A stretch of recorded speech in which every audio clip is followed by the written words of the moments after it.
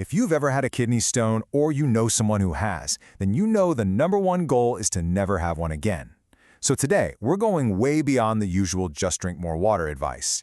We are diving deep into a full 3-pillar strategy designed to shut down stone formation for good. And let's be perfectly clear about why this is so important. The stakes are incredibly high. I mean, this quote really says it all.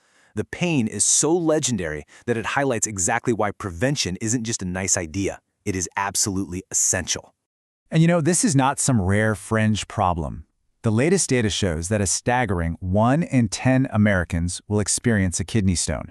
Now, to put that in perspective, that number has more than doubled since the 1970s, when it was less than 4%. This is a modern health crisis that's kind of hiding in plain sight. But here's where the story takes a turn for the better. Because while things like family history do play a part, the vast majority of the risk factors are things you can actually manage. The power to prevent this, to avoid that excruciating experience, really does lie in making small, consistent changes to your lifestyle. So what are those changes? Well, we've broken it all down into a really simple but powerful framework. The 3 pillars of prevention. It comes down to diet, exercise, and sleep. If you can get these 3 things right, you are building a seriously powerful defense system for your kidneys. So let's start by decoding what you eat.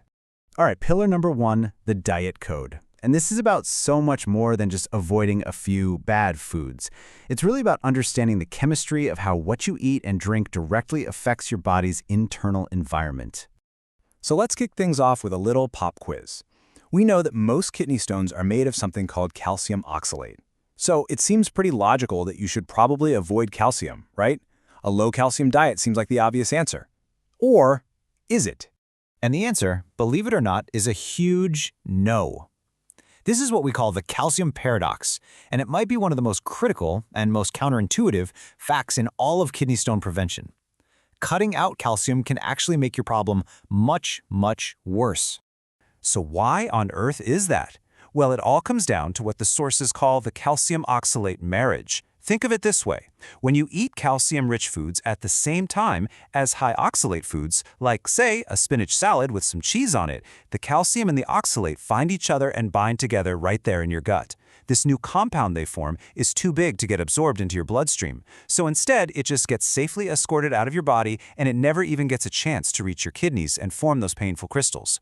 If you go on a low-calcium diet, you leave that oxalate all by itself, free to cause all sorts of trouble once it gets to your urine.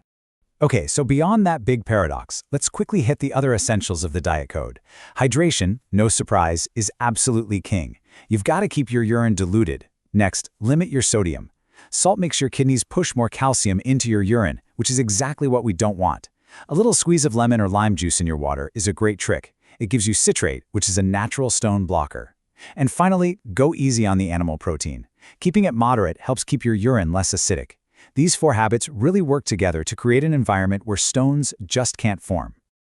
Now that we've got a handle on diet, let's see how it connects with our second pillar, exercise. This brings us to something you could call the exercise paradox, because your movement can be a powerful protector, or if you're not careful, it can actually become a major risk factor. And this really shows you the 2 faces of exercise, doesn't it? On one hand, regular, moderate activity. Think brisk walking, cycling. It improves how your body handles minerals and can slash your risk by as much as 31%. But on the other hand, really intense, long workouts where you're not hydrating enough, well, that leads to heavy sweating, which makes your urine super concentrated.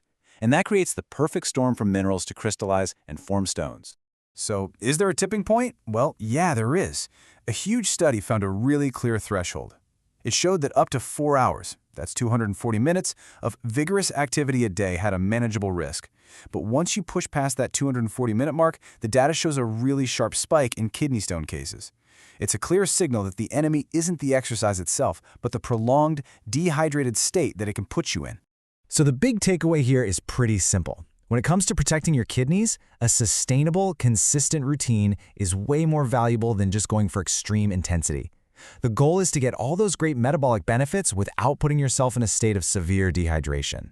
And that brings us to our final pillar, and honestly, it's probably the most overlooked one of all, sleep.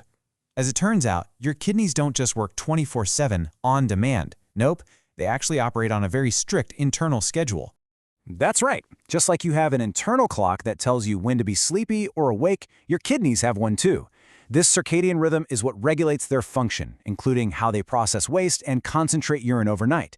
And when you mess with that rhythm, things can start to go sideways. And one of the biggest disruptors of that rhythm is sleep apnea. The repeated drops in oxygen that happen with apnea create something called oxidative stress. You can almost think of it like a low-grade internal rusting process that can actually damage your kidney tissue. On top of that, this stress makes your urine more acidic, which creates the perfect breeding ground for stones to form while you sleep. The solution, thankfully, is pretty straightforward. Prioritizing a consistent 7 to 8 hours of good, quality sleep gives your body the time it needs to properly regulate all the hormones that control urine concentration. It basically lets your kidneys do their nightly maintenance work smoothly, without all the chaos of stress and hormonal imbalances. Okay, so we have covered all 3 pillars. Now let's pull it all together into one simple, actionable blueprint that you can use as your guide to stay on track. So here it is, your blueprint. For diet, the big one is the calcium oxalate marriage, along with low sodium and moderate protein. For exercise, remember that consistency beats intensity. Aim for about 150 minutes a week and always hydrate. And for sleep, that 7 to 8 hour window is your non-negotiable for keeping your kidneys' internal clock on schedule. See, these aren't just separate tips. They are 3 parts of a single, powerful strategy that reinforce each other. At the end of the day, your daily habits are the absolute best defense you have against kidney stones. So, looking at this blueprint, the real question isn't whether you can prevent them. It's about where you're going to start. Which one of these pillars are you going to focus on strengthening first?